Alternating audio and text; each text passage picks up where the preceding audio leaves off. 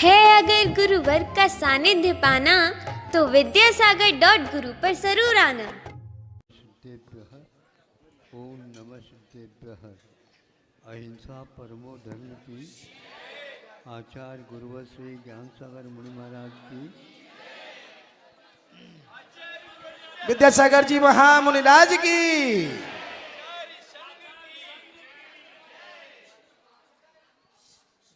अपने यहाँ शिक्षा व्रतों में श्रावकों के लिए 4 प्रकार के व्रत बताए हैं। उनमें से एक वैयावृत्ति नाम का भी व्रत बताया है। वैयावृत्ति की जाती है। प्रसंग अभी हथकरघा के वस्त्र के बारे में चला था।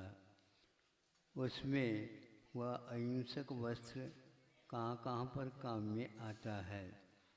पानी छानने के बारे में आता है। श्री जी के प्रक्षालन के उपरांत पहुँचने की अपेक्षा से आता है। जिनवाने के आचार की अपेक्षा से भी आता है। एक और छूटा है, वैयावृत्ति करते हैं। मान लो कोई व्यक्ति जा रहा था और वह गिर गया, वाहन से गिर गया, ठोकर लगने से गिर गया, चक्कर से आकर गिर गया, कोई निमित्त हो सकता है। उसके घुटने वगैरह छिल गए, लहूलुहान हो गया।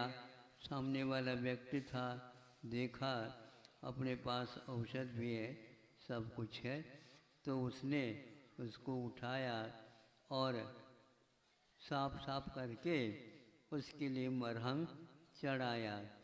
अब उसके लिए मरहम चढ़ाने के उपरांत क्या चाहिए बताओ? पट्टी कहाँ से लाए बताओ? है? नहीं समझे? हम अपने अपने ही सोचते रहते हैं, वैयावृत्ति कहाँ से कराओगे? हैं? तो वो पट्टी चाहिए, तो पट्टी के लिए ढूंढने लगा। फिर आखिर तो उसको अंगूछा आया था। अंगूछे समझते हो?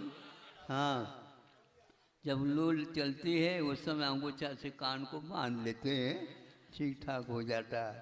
तो अब वह उसको निकाल करके बांध दिया। वह सूती कपड़ा जो कि अंगूछा के रूप में था, वह ही हो सकता है। आज औषधालयों में उस पट्टी के लिए मांग आ रही है, हथकरघा वाले चलाने वालों के पास। किसी मिल के पास यह हिम्मत नहीं है कि वह मरहम चढ़ाने के उपरांत पट्टी बांध दे।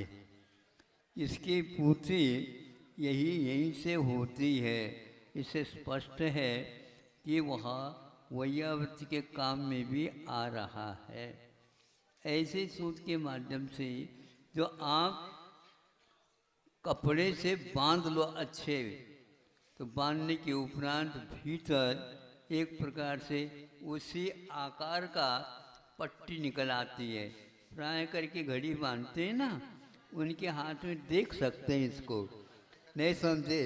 तो वह सिक्का हो जाता है, वहाँ पर खून का संचार रुक जाता है। समझ में आ रहा है ना?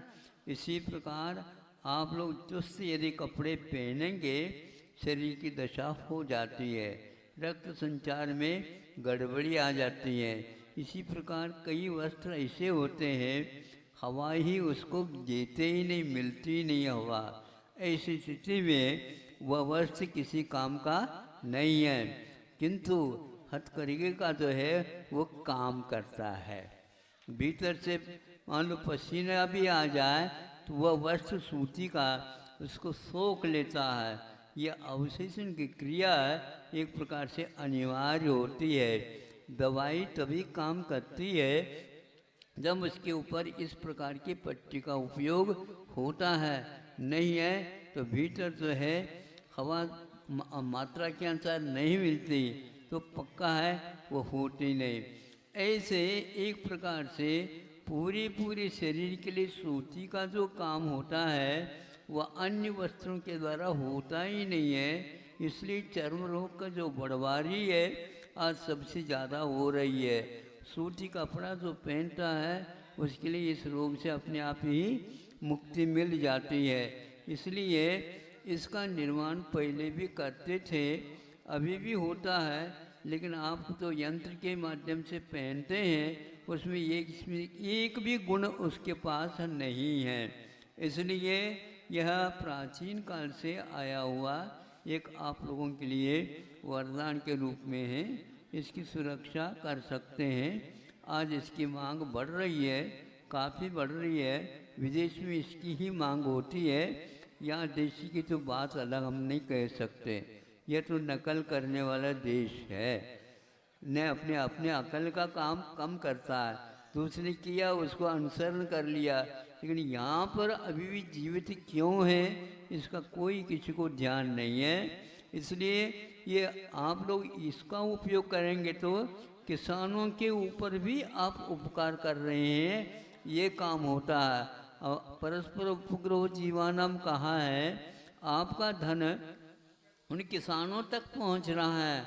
आज वो आत्महत्या तक कर जाते हैं। किसानियत करने के लिए गए, वर्षा समय पर नहीं हुई और अतिवृष्टि हो गई, अनावृष्टि हो गई और उपसर्ग हो गए, इसलिए वह सभी खेती नहीं बन पाती।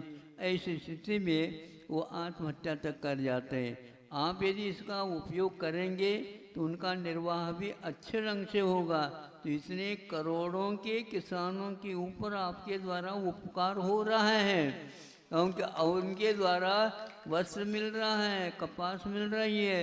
इसलिए यह एक प्रकार से वस्तुओं के निर्माण करना, उसका उपभोग करना, उसका व्यवसाय आदान प्रदान करना, ये सारे के सारे करोड़ों व्यक्तियों के माध्यम से ये कार्य संपादित होता है। इसलिए प्राचीन काल में आया हुआ आई हुई परंपरा को यथावत रखना प्रत्येक व्यक्ति का कर्तव्य है। इतना ही है। मरहम पट्टी को याद रखना है। मरहम की दुकान तो खोल दिया, पट्टी की दुकान अभी किसी ने नहीं खोला। प्रतिभाशाली वालों ने उस खोलने का प्रयास कर रहे हैं। अहिंसा परम धर्म। आचार्य गुरु